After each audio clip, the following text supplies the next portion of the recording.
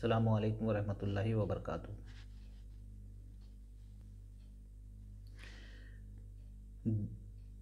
कल हमने दहुम जमात साइंस दुवम का पहला सबक तवारिस और इर्तिक़ा का तारुफ देखा था और उसके ये ज़ैली नुकात हमने देखे थे। ठीक है, तो ज़ैली नुकात के अंदर में सिर्फ तारुफ देखा था। आज हम इन सवालात के बाद छोटा सा मैं सवालात की फिर से एक बार इन सवालात के जवाबात दूंगा। फिर उसके बाद मैं बताऊंगा कि तवारिस और तवारिसी तब्दीलियाँ क्या होती हैं। इस टॉपिक पे हम बढ़ेंगे। तो पहला सवाल है कि जानदारों के खलिए के मरकज़े में मौरूसी खसूसियात को मुंतकिल करने वाला जुज़ कौन सा है, ये सवाल है हमारा। तो वो जुज़ है क्रोमोज़ोम। वो कैसे है देखो, यहाँ पर अच्छे से देखो, अभी मैं समझा रहा हूँ इसको। वो जुज़ है क्रोमोज़ोम। वो जुज़ क्या दिखाई दे रहा है आपको यहाँ पर, क्रोमोज़ोम। वो कैसे बना, ये दो चीज़ों से बना, न्यूक्लिक एसिड है अंदर और प्रोटीन है अंदर। ठीक है, तो ये प्रोटीन के दोनों से मिलकर क्रोमोज़ोम बना और यही वो जुज़ है। ठीक है, अब दूसरा सवाल है जिसका जवाब हम दे रहे हैं कि वालिदैन की जिस्मानी और जहनी खुसूसियात को आइंदा नस्ल में मुंतकिल होने के अमल को क्या कहते हैं, उसे हम तवारिस कहते हैं, जिसको हम हेरिडिटी कहेंगे। और तीसरा सवाल है डीएनए का सालिमा किन अज्जा से बनता है। तो डीएनए का सालिमा नंबर 1 डीऑक्सीराइबोज शक्कर, और दूसरा फास्फोरिक एसिड, और तीसरा नाइट्रोजनी असास। इन तीनों से मिलकर क्या बनेगा हमारा डीएनए। डीएनए किसे कहते हैं, डीऑक्सीराइबोज न्यूक्लिक एसिड, ये इसका फुल फॉर्म हो गया,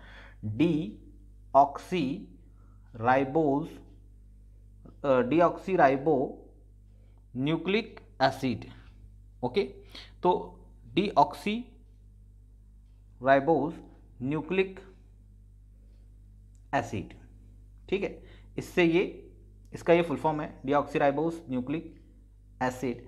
और इसमें कौन कौन से अज्जा हैं, डीऑक्सीराइबोज शक्कर, ये एक किस्म की शक्कर है, फास्फोरिक एसिड, ये दूसरा जुज़, और तीसरा नाइट्रोजनी असास। ठीक है, यहाँ तक समझ में आया। चलो आगे बढ़ते हैं। मुख्तसरन ये तीनों सवाल के जवाब हो गए। अब हम ये देखेंगे कि तवारिस और तवारिसी तब्दीलियाँ, ये जो दिखाई दे रहा है तवारिस और तवारिसी तब्दीलियाँ यानी हेरिडिटी एंड हेरिडिटोरी चेंजेस क्या हैं। तो पहले तो मैं पैराग्राफ पढ़ लूँगा, फिर बताऊँगा कि एग्जैक्टली इसमें है क्या।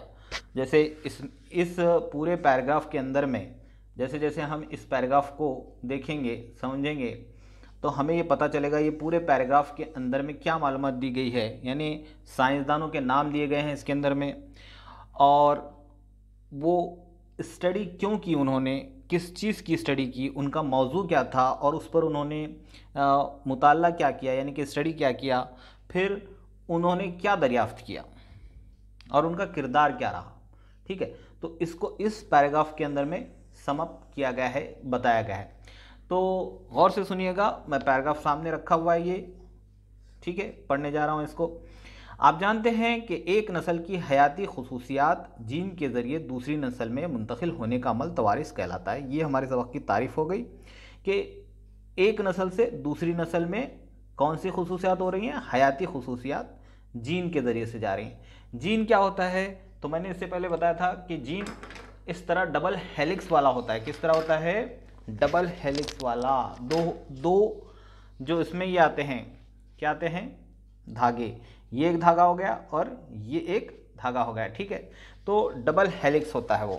ठीक है, डबल हेलिक्स होता है, दो धागे होते हैं और उसके अंदर में, अब देखो यहाँ समझने की कोशिश करो इसको। ठीक है, ये इस तरह से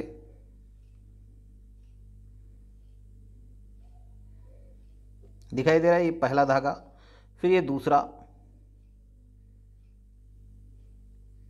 ठीक है, ठीक है, इस तरह से। तो अब यहाँ पर आपको ये जो हिस्सा दिखाई दे रहा है, ये हिस्सा, या मान लो ये हिस्सा। ठीक है, तो ये हिस्सा हो गया जीन, इसे कहते हैं हम जीन। ठीक है, इसके अंदर में अब इसमें बहुत सारे अज्जा होते हैं, कौन कौन से होते हैं, इसमें इशारात होते हैं और सिग्नल होते हैं जिसको हम कोड कहते हैं, जेनेटिक कोड कहते हैं जिसको मैं यहाँ पर लिखता हूँ जेनेटिक कोड। ठीक है, मैंने बताया था कि डीएनए के अंदर में क्या होता है, एडेनाइन होता है, ग्वानाइन होता है, साइटोसिन होता है और थायमाइन होता है। अलबत्ता आरएनए के अंदर में हम देखेंगे कि एडेनाइन है, ग्वानाइन है, साइटोसिन है, थायमाइन की जगह पर यहाँ पर यूरासिल है, यू है। ठीक है, तो ये इनके इनिशियल उनका इनिशियल लेटर मैं यहाँ रख रहा हूँ सामने, पहला नाम का adenine, A for adenine, G for guanine, C for cytosine and T for thymine. इसी तरह से आरएनए के अंदर में फ़र्क है ये एक्चुअली दोनों के अंदर में कि डीएनए और आरएनए के अंदर में क्या फ़र्क है, तो एडेनाइन दोनों में भी होता है, ये तो एक जैसी बात हो गई। फ़र्क ये है कि इधर थायमाइन होता है डीएनए में और आरएनए में यूरासिल होता है। तो एक जैसी चीज़ें कौन कौन सी होती है, एडेनाइन दोनों में होता है, ग्वानाइन दोनों में होता है, साइटोसिन दोनों में होता है, ये तीनों चीज़ें दोनों में होती हैं। लेकिन थायमाइन ये जुज़ डीएनए में होता है और यूरासिल ये जो जुज़ है ये डीएनए में नहीं होता, आरएनए में होता है। और आरएनए में थायमाइन नहीं होता और आरएनए में यूरासिल होता है। Up to this clear? Okay, चलो आगे बढ़ते हैं। बहुत अच्छे। अब तो यहाँ पर बताया गया कि ये अमल तवारिस कहलाता है। कौन सा? एक नस्ल की हयाती खुसूसियात, बायोलॉजिकल जो कैरेक्टरिस्टिक्स हैं वो जीन के ज़रिए जाती हैं, जिसको मैंने बताया ना, हेलिक्स के अंदर में जो जीन है उसके अंदर में से मालूमात जाती हैं, मुंतकिल होती हैं। मॉडर्न जेनेटिक्स में यानी कि जदीद जीनियात का आगाज़ ग्रीगर जॉन मेंडेल ने किया। देखो पहला नाम आ गया, ग्रीगर जॉन मेंडेल ने किया। तो उन्होंने सन 1886 से तहकीकात व तजुर्बात किए, रिसर्च करना और उस पर एक्सपेरिमेंट करना। ठीक है, तहकीकात हम किसको कहेंगे? किसी चीज़ पे रिसर्च करना। ठीक है, किसी चीज़ पे रिसर्च, और रिसर्च के लिए काफ़ी वक्त लगता है, काफ़ी वक्त इसमें सर्फ होता है, ज़ाया होता है। ठीक है, तो ये जीन की मालूमात थी, जीन की वजाहत के लिए इन्होंने एक्सपेरिमेंट भी किए, तजुर्बे भी किए और तहकीकात भी किए, रिसर्च भी की। किसने की? तो ग्रीगर जॉन मेंडेल ने की। और इन्हीं को हम पायनीर कहते हैं, इसका जदीद जीनियात का आगाज़ करने वाले, यानी पायनीर या फिर बानी जिसको हम कहेंगे, ग्रीगर जॉन मेंडेल को कहेंगे। ठीक है, तो 1901 में ह्यूगो डी, यहाँ पर रूस लिखा हुआ है, कहीं पर राइस आता है, ह्यूगो डी राइस आता है और ह्यूगो डी वेरिस आता है। देखो इस नाम को ना आगे यहाँ पर लिखा हुआ इस तरह से कि Hugo de Vries, Hugo de Vries, Vries को इस तरह से लिया हुआ है, वेरिस। ठीक है, यहाँ रूस दिया गया लेकिन ये वेरिस दिखाई दिया ना, Vries, de Vries, Hugo de Vries. ठीक है, ये साइंटिस्ट का नाम है। ठीक है, तो आगे बढ़ते हैं कि बुनियादी तब्दीली के नज़रियात ने अचानक होने वाली तब्दीली को समझने में बहुत मदद की। अब ये इस लाइन में क्या कहा जा रहा है? अचानक एक तब्दीली हो रही है। कै में हो रही है वो तब्दीली? वो हमारे जीन में तब्दीली होती है।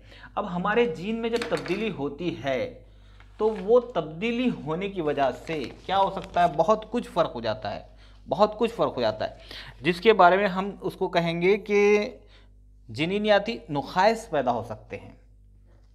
तो जिसको म्यूटेशन कहा गया, जिसको क्या कहा गया?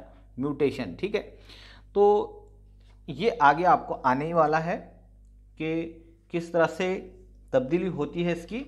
तो ये ह्यूगो डी वेरिस के बुनियादी तब्दीली के नज़रियात में उन्होंने बताया कि तब्दीली होती है। उसको समझने में, इसको पढ़ने के बाद समझने में हमको मदद मिलती है। इसमें कौन कौन सी बीमारियां होती हैं उसकी वजाहत की गई है, बताया गया है। जैसे मैं थोड़ी सी मालूमात आपको यहाँ देता चलूँ कि देखो, जब बीमारी होती है इससे, जब यानी कि जब बेकायदगियाँ जिसको कहेंगे, जीनियाती बेकायदगियाँ या नुक़ाइस होते हैं, कब होते हैं? यहाँ अचानक से तब्दीली होने पर। ये जो पॉइंट है ना, अचानक से होने वाली तब्दीली, तो कौन कौन सी होती है? देखो, इंसानी खलिए में 46 क्रोमोज़ोम की 23 जोड़ियाँ होती हैं।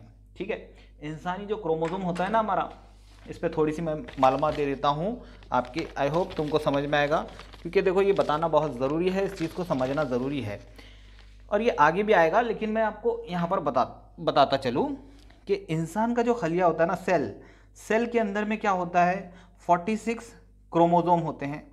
क्या होते हैं? क्रोमोसोम, जो जोड़ी में होते हैं। कै में होते हैं? जोड़ी की शक्ल में होते हैं। जोड़ी इसकी यानी कि 2 की 1 जोड़ी, 2 की 1 ये जोड़ी, तो ऐसे 46 डिवाइडेड बाय 2 या इसको 2 की जोड़ी में करेंगे तो 23 क्या होंगे, जोड़ियां तैयार होंगे।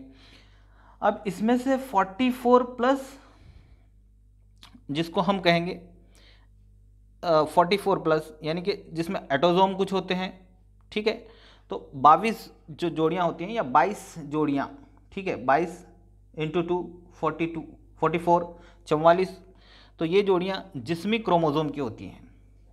जिस्म का जो क्रोमोसोम होता है जिसको हम एटोजोम कहते हैं, उसको जिस्मी क्रोमोसोम,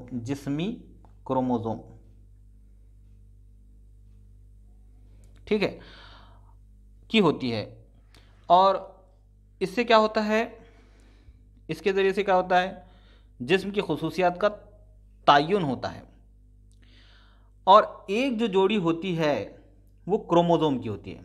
कौन से क्रोमोसोम? जिनसी क्रोमोसोम, ठीक है। अगर मेल है तो कैसा रहेगा, उसके अंदर में 44 प्लस XY, इस तरह से हो गया 46, ठीक है। और यानी ये 23 प्लस ये एक जोड़ी, ये 22 प्लस 1 दैट इज 23, इस तरह से ये 46, ठीक है, क्योंकि ये जोड़ी में होते हैं ना XY। अब फीमेल के अंदर में होता है तो ये होते 44 प्लस XX, यानी ये 22 ऑटोजोम, फिर ये एलोजोम जिसको हम सेक्स क्रोमोसोम कहते हैं ना, मेल में अलग और ये फीमेल में अलग, XX, इसकी एक जोड़ी यानी ये होगा 23। इस तरह से ये जोड़ियां होती हैं। अब यहाँ तक अगर अच्छे से समझा है तो आगे समझेगा। तो देखो इसके अंदर में थोड़ी सी भी तब्दीली हो गई, ये जर्म सेल के अंदर में होते हैं ना, जर्म सेल के अंदर में होते हैं। मैंने कल सेल के बारे में बताया था कि सेल की बहुत सारी किस्में हैं, यानी सेल यानी हमारा खलिया, इस खलिए की बहुत सारी किस्में हैं। सोमैटिक सेल है, सोमैटिक सेल क्या करता है, क्यों होता है? सोमैटिक सेल से हमारी जो पूरी खाल बनी हुई है, चमड़ी बनी हुई है, जिससे हमारी बनावट बनी हुई है, स्ट्रक्चर हमारा जो दिखाई देता है, उसको कहते हैं हम। तो ये कैसे होता है? सोमैटिक सेल से होता है। फिर उसके बाद मैंने बताया था कि रूट सेल होते हैं हमारे अंदर में, रूट सेल। तो ये रूट सेल ये बुनियादी सेल होते हैं जिनकी वजह से सोमैटिक सेल भी बनते हैं और दूसरे सेल भी बनते हैं, जैसे कि जर्म सेल। तो ये जर्म सेल क्या है? खलिया है ना। तो ये जर्म सेल होते हैं हमारे सेक्स क्रोमोसोम वगैरह और एटोजोम और एलोजोम वगैरह मिलाकर, ठीक है। तो ये जर्म सेल, ये खलियात वो होते हैं। और इस तरह से कुल कितने, मैंने कल बताया था 220 हमारे अंदर में सेल होते हैं, जिससे हमारी पूरी की पूरी बॉडी बनी हुई है, ठीक है। तो वापस से ये टाइम बहुत ज़्यादा हो रहा है, मैं आगे बढ़ता हूँ, तो इसको यहीं पे रखते हैं। देखिए यहाँ पर होता है कि क्रोमोसोम के अंदर में जब तब्दीली आती है, यानी कि क्रोमोसोम कम ज़्यादा हो जाते हैं, यानी कि जिनसी क्रोमोसोम कम ज़्यादा हो जाते हैं, जैसे 44 प्लस XXY या XX, 44 प्लस XX, इस तरह से अगर आता है तो इसे कहते हैं बेकायदगियाँ, ठीक है। इन शॉर्ट ये समझ में आया। फिर तो ये चीज़ होती है ह्यूगो डी वेरिस की बुनियादी तब्दीली के नज़रियात में, ये हमको समझने में मिली, ठीक है। और इसमें जीनियाती बेकायदगियाँ या नुकाइस इसमें समझ में आने लगी कि क्या हो गया, जेनेटिक डिसऑर्डर कैसे हो गया, और जेनेटिक डिसऑर्डर हुआ तो फिर कौन कौन सी बीमारियां हुई। जैसे जब बेकायदगी होती है, यहाँ जब ह्यूगो डी वेरिस की हम बुनियादी तब्दीली के नज़रियात पढ़ते हैं तो समझ में आता है कि डाउन सिंड्रोम हो सकती है, टर्नर सिंड्रोम हो सकती है, क्लाइनफेल्टर्स सिंड्रोम हो सकती है, ये सब इस तरह के तब्दीलियाँ हो सकती हैं, जिसके अंदर में क्रोमोसोम 47 हो जाएंगे, 45 हो जाएंगे, या तो 47, 45 इस तरह से कम तो हो जाएंगे या ज़्यादा हो जाएंगे, होना चाहिए कितने 46 होना चाहिए। तो ये बात अच्छे से समझ के रखना है एक लाइन, लेकिन समझना बहुत कुछ है इसके अंदर में। जीनियाती जुज़ और क्रोमोसोम को जोड़ियों के रूप में देखा, जैसे मैंने अभी इसका खुलासा पेश कर दिया, ठीक है। अब हमको देखना है कि इस वक्त तक किसी को मालूम नहीं था कि जीन की मुंतकिली क्रोमोसोम के ज़रिए होती है। पर इस टाइम तक, ये टाइम था जब तक किसी को ये मालूम नहीं था, यहाँ तक तो ये बात समझ में आती है। ये साबित हो जाने के बाद तवारुसी वसीलों को पहचानने की सिमत में तहकीकात शुरू हुई, ठीक है। यानी कि तहकीकात होना, रिसर्च होना, कौन सी चीज़ों पर होना कि तवारसी वसीलों को, कि कौन सी चीज़ वसीला बनी, कौन सी चीज़ ज़रिया बनी तवारिस का, कौन सी चीज़ का हेरिडिटी का, ठीक है। हेरिडिटी का यानी तवारिस का, यानी माँ बाप से बच्चों में आने का कौन सी चीज़ ज़रिया बनी, जैसे कि कौन सा वो जुज़ है, क्रोमोसोम है तो क्रोमोसोम, ये सब समझ में आने लगा। तो इस दौरान सन 1902 में एक साइंसदान का नाम है वाल्टर सटन, ठीक है, यहाँ पर दिया हुआ है ना वाल्टर सटन। उन्होंने नाकतोड़ा के खलियात में, नाकतोड़ा ग्रास हॉपर जिसको कहेंगे हम, ग्रास हॉपर, ठीक है, ग्रास हॉपर के अंदर में के खलिए में, सेल के अंदर में देखा क्रोमोसोम की जोड़ियों की शक्ल को देखा, ठीक है। इन्होंने क्या देखा, नाकतोड़ा लिया, ठीक है, उसके अंदर में उसके खलिए को लिया, खलिए के अंदर में देखा, और फर्स्ट टाइम वाल्टर सटन ने इसको देखा। किसे देखा, क्रोमोसोम की जोड़ियों को देखा और उसकी शक्ल में देखा, ठीक है। जोड़ियों की शक्ल में देखा, किसने देखा, तो वाल्टर सटन ने देखा। कौन से जानदार में देखा, तो नाकतोड़ा में देखा, और नाकतोड़ा के खलियात में क्रोमोसोम की जोड़ियों को शक्ल में देखा, ठीक है। तब तक ये मालूमात किसी को नहीं थी। इस दौरान सन 1944 में ओसवाल्ड एवरी, मैकलन मैकार्थी और कॉलन मैकलाइट, ये तीनों, ठीक है, कौन कौन, ओसवाल्ड एवरी, मैकलन मैकार्थी और कॉलन मैकलाइट, इन तीनों ने साबित किया कि कुछ वायरस के सिवा, यानी वायरस को छोड़ करके तमाम जरासीम, बैक्टीरिया भी, सब में डीएनए ही विरासती वसीला है, डीएनए से ही जाता है, ठीक है, पेरेंट्स की तरह। चाहे जरासीम के बाद जो जरासीम आएगा वो उसके अंदर में डीएनए ही विरासती वसीला बनेगा, यानी हेरिडिटी का वसीला वही बनेगा, ठीक है। तो इसके अंदर में हमको ये बात समझ में आ गई। 1961 में फ्रांस में, अभी चलो आगे का यानी कि हम पैराग्राफ में आ रहे हैं, मैं समझता हूँ वक्त तो हमारा हो चुका है तकरीबन, लेकिन इसको इतना मुकम्मल करते हैं। सन 1961 में फ्रांस में फ्रैंकाइस जेकब और जैक मोनार्ड, इन जीनियाती साइंसदानों ने जरासीम के खलिए में डीएनए के ज़रिए होने वाली प्रोटीन की तालीफ, ये प्रोटीन की तालीफ क्या है इसको हम देखेंगे। प्रोटीन की तालीफ, पहले सुन लो इसको, डीएनए के ज़रिए होने वाली प्रोटीन की तालीफ के अमल का नमूना तैयार किया। इन्होंने मॉडल तैयार किया, वो चीज़ को हम समझेंगे, ठीक है, प्रोटीन की तालीफ कैसे होती है इस चीज़ को समझने के लिए, ठीक है। तो इसकी वजह से सालिमे के जीनियाती इशारे, यानी जेनेटिक कोड होते हैं ना, सिग्नल्स होते हैं, इशारे होते हैं, जेनेटिक कोड्स होते हैं, उसको समझने में मदद मिली, जिसके नतीजे में जीन टेक्नोलॉजी के नज़रिए से बेशुमार सलाहियत वाले दोबारा तश्कील पाने वाले डीएनए तकनीक की तरक्की हुई। कौन सी तकनीक की तरक्की हुई, तो दोबारा तश्कील पाने वाले डीऑक्सी राइबो न्यूक्लिक एसिड। देखो इसको पूरा नाम लेकर पढ़ेंगे तो ध्यान में रहेगा, आप लिख पाएंगे, ठीक है। जीनियाती नुकाइस की तशखीस, जैसे मैं पहले ही बता चुका हूँ कि जीनियाती नुकाइस क्या होते हैं, टोटल हमारे पास होना चाहिए 46, ठीक है, यानी 23 के अंदर में होना चाहिए, मेल हो या फीमेल हो। लेकिन अगर वो 45 हो जाते हैं, कम हो जाते हैं, या 47 हो जाते हैं, नंबर बदल जाता है, तो हमको क्या होगा, उसके अंदर में हम बोलेंगे जीन के अंदर में नुक्स आ गया, वो कैसा हो गया, नाकिस हो गया, या तो कम हो गया या तो ज़्यादा हो गया, जिससे बीमारियाँ कैसे होते हैं, डाउन सिंड्रोम, ठीक है।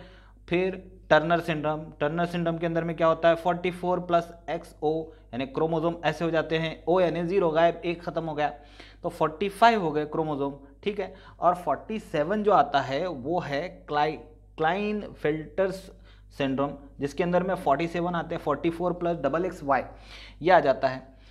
तो होता क्या है, देखो जब 45 होते हैं ना, तो इसकी मिसाल एक ऐसी है कि औरतों में बांझपन आ जाता है, ठीक है, ये एक उसकी एग्जाम्पल है।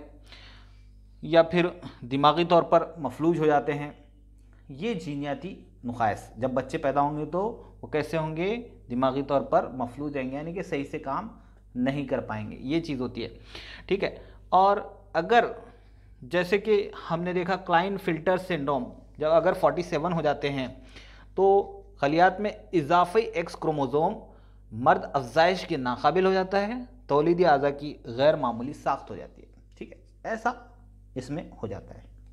इस चीज़ को समझना है, इसको बार बार सुनना है, इसको रिपीट करके, ताकि आपको समझ में आएगा कि जीनियाती नुकाइस क्या है, उसकी तशखीस की गई, जांच की गई, इसको मतलब ढूंढ के निकाला गया, ठीक है। ये समझा गया इसको सर्च करके, रिसर्च करके। फिर ये रिसर्च क्यों की गई, ताकि रोकथाम हो और इलाज हो। हैवानी और नबाती मखलूत नस्ल हासिल करने के लिए भी ये काम हुआ, ठीक है। पहले तो रोकथाम के लिए, इलाज के लिए, फिर उसके बाद हैवानी और नबाती मखलूत नस्ल हासिल करने के लिए खुर्दबनी जानदारों को जहाँ इस्तेमाल किया जाता है, ऐसे सनती आमाल के लिए जीनियात का इस्तेमाल होता है, ठीक है। तो ये चंद मालूमात थी जिसको मैं आपके गोशे गुजार कर रहा था, दे रहा था। उम्मीद करता हूँ कि आपको समझ में आया होगा और इसको समअप करेंगे हम। मैं फिर एक बार बताऊँगा कि ग्रीगर जॉन मेंडल, देखो अभी इसको सुन लो अच्छे से, सिर्फ सुन लो, मैं जो बोल रहा हूँ इसको सुन लो।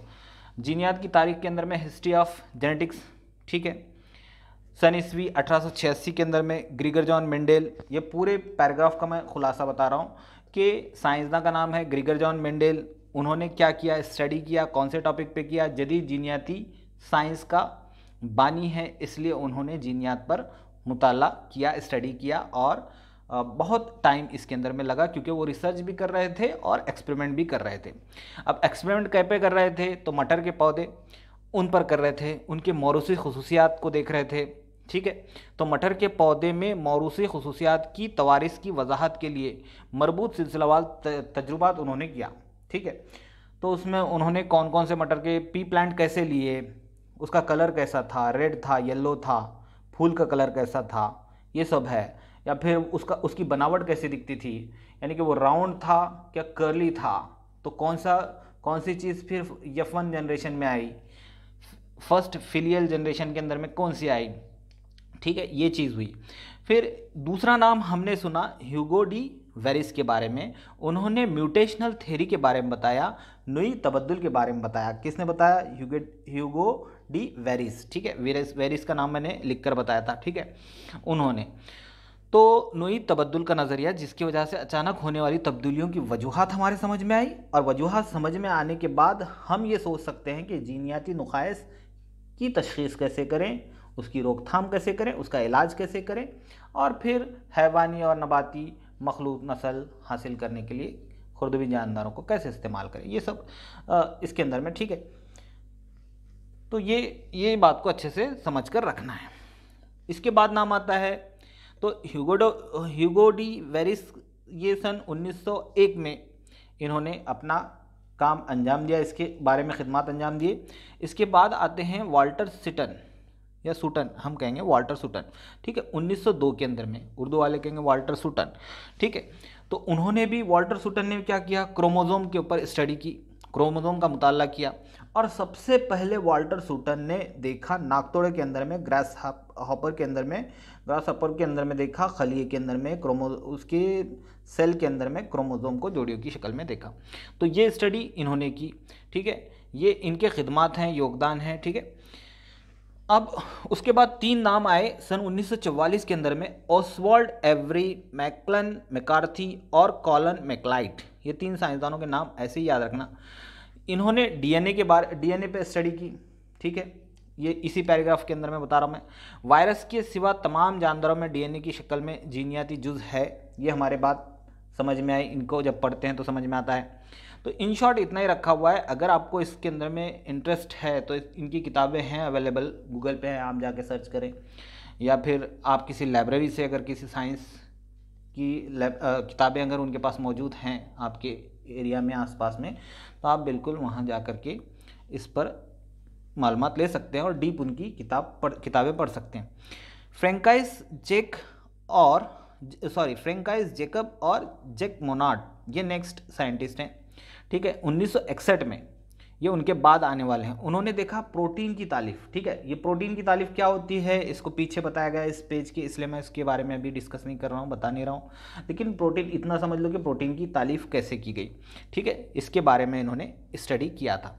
तो बैक्टीरिया के खलीए में डीएनए की मदद से प्रोटीन की तारीफ के अमल का नमूना इन्होंने बताया, ठीक है। होप करता हूँ, उम्मीद करता हूँ कि यहाँ तक आपको समझ में आया होगा अच्छे से। तो देखो, प्रोटीन की तारीफ जो मैं बार बार कह रहा हूँ, प्रोटीन की तारीफ के अमल के अंदर में क्या दरियाफ्त हुआ होगा, तो एक चीज़ है कि 2-3 बातें इसको समझ के ले लो ऐसे ही जैसे मैं बता रहा हूँ इसके अंदर में। प्रोटीन की तारीफ है ना, ठीक है। प्रोटीन की तारीफ में डीएनए के सालिमे में पोशीदा जीनियाती कोड को समझने में मदद मिली। तारीफ होने के बाद यानी तारीफ हो गई तो उसमें क्या समझ में आ गया कि जीनियाती कोड यानी जेनेटिक कोड को समझने में मदद मिली। और उसके बाद दूसरा पॉइंट हम देखेंगे कि जीनियाती इंजीनियरिंग जो होती है, जेनेटिक इंजीनियरिंग होती है, उसके मैदान में तरक्की हुई, ठीक है, प्रोटीन की तारीफ होने के बाद, ठीक है। तारीफ की वजह से जीन टेक्नोलॉजी के नज़रिए से दोबारा तश्कील पाने वाली डीएनए तकनीक का ज़हूर हुआ, तो ये था, ठीक है। अच्छा, तवारीसी साइंस के फ़ायदे क्या हैं? तो फ़ायदे ये हैं, जीनियाती नुक़ाइस की तशख़ीस हो सकती है। ये चंद सवाल जो मेरे जहन में आ रहे हैं उसके जवाब मैं बता रहा हूँ। तो तवारीसी साइंस के फ़ायदे एक हैं, पहला है जीनियाती नुक़ाइस की तशख़ीस, दूसरा है जीनियाती बेकायदगियों की रोकथाम करना, इसलिए हम तवारीसी साइंस को पढ़ते हैं। अब जहन में सवाल आता है ना भाई कि ये तवारीस हम क्यों पढ़ रहे हैं, इतना बड़ा चैप्टर है तवारीस और इर्तिक़ा है और इसकी बुनियाद में सर आपको डीप बता रहे हैं। तो तवारीस के अंदर में इसके फ़ायदे ये हैं कि जीनियाती नुक़ाइस की तशख़ीस हम कर सकें और साथ ही साथ हम जीनियाती बेकायदगियों की रोकथाम को कर सकें, यानी रोकथाम कर सकें। वैसे तो इंसान जब डॉक्टर बनेंगे तब की वो बात है, या फिर सर्च करेंगे, सर्च के मैदान में हिस्सा लेंगे, तब पोस्ट ग्रेजुएशन के टाइम की ये बात है, ठीक है। तीसरा पॉइंट ये भी समझ में आता है कि जीनियाती बेकायदगियों का इलाज हो जाएगा, है ना, तो इसके लिए तवारीसी साइंस पढ़ना ज़रूरी है। चौथा पॉइंट ये समझ में आता है कि हैवानी और नबाती मखलूत नस्ल की तैयारी जो आजकल हो रही है, आपने सुना होगा डॉली भेड़ के बारे में, ये नहीं सुना तो आगे ये आने वाला है आपको सबक में, तब मैं इसके बारे में रोशनी डालूँगा, ठीक है।